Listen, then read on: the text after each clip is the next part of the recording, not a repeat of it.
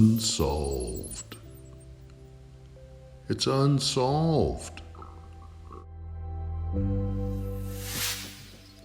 JonBenet Ramsey case, examining the numbers and digits.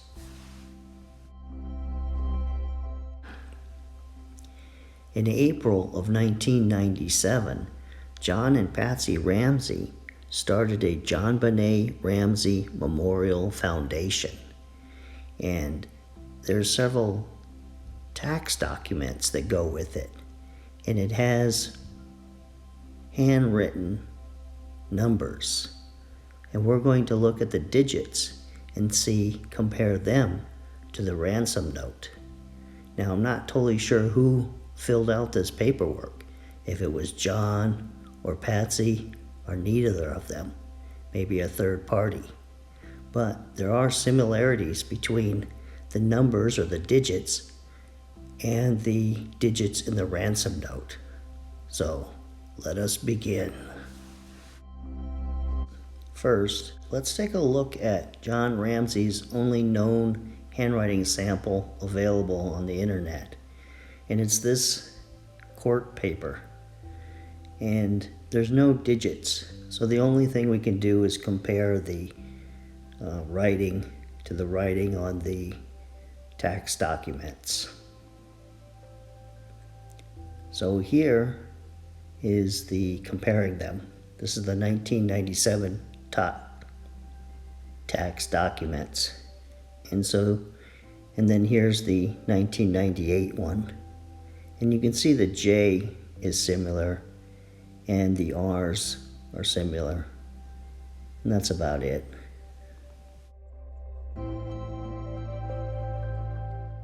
Now for Patsy Ramsey, there's all kinds of samples of her handwriting. And so on the bottom of the screen is her police handwriting sample. And again, we're just going to focus on the digits. So if you look, like say, the digit that sticks out to me in all her handwriting is the 8. She makes a figure 8, and the top circle of the 8 is always, or almost always, bigger than the bottom circle of the 8. And if you look at the ransom note, that's not the case. So if she wrote the ransom note, she changed up the way she writes an 8. So here on top is a entry form that Patsy Ramsey filled out. And you can see again what I'm saying about the 8. It's a figure 8, and the top is bigger than the bottom. And if you look at the 90 in their date of birth and the 90 on the police sample, those are almost identical. Back to comparing the foundation paperwork with Patsy's police sample. Some of the digits do look a lot alike, and then, of course, the 8 doesn't. So it's hard to say who wrote that paperwork. My feeling is that John might have filled it out. And so that's the assumption in this video. Okay, here's the ransom note. And unfortunately, we don't get all the digits. We only have 5 of them. We have the 1, 2, 8, 9, and 0.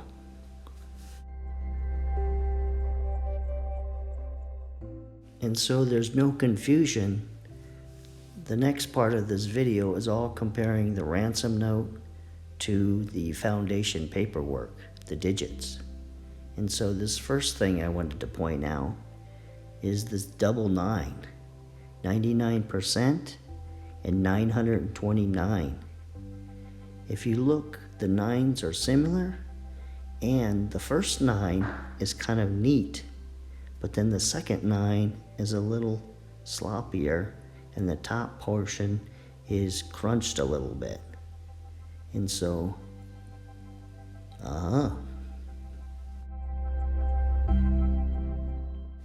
Okay, here's a clear copy of the ransom note, and we're going to look at the 8s first. And so there's 1, 2, 3 digit 8s. Here's the 1997 tax document, and then here's the first 8 from the ransom note, and you can see if you think they look similar or not.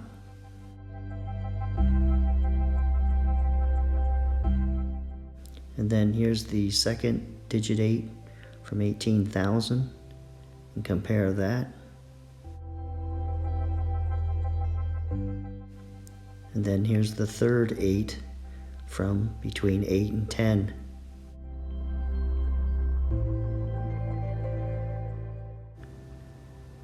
Then here you can compare the 8 in the ransom note to the 8s in the paperwork. And the 8 that sticks out to me is the 8 where it's employer identification number. The first one has a lot of similarities to the 8 from the ransom note. Now here I was going to compare the zeros. In the ransom note, the zeros kind of have a cartoon look to them. They're not perfect circles. But to be fair, looking at the tax zeros, they almost are perfect circles. They were written with more care. But that doesn't mean they're not written by the same person.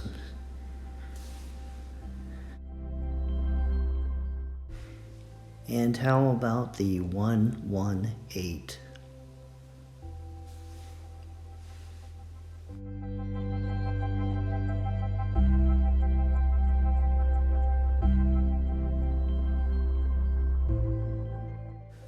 I had to include this also.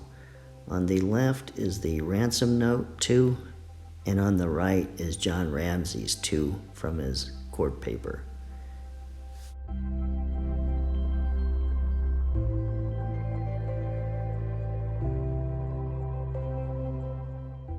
If you enjoy the content of my videos, or you dislike the content, won't you please subscribe? It helps me out. Thank you. Well, this ends this episode of Unsolved, and tomorrow night we'll have another episode on the Zodiac Killer case. And I'm still working on the JonBenet performance at the Southwest Plaza Mall in Littleton, Colorado. See you next time.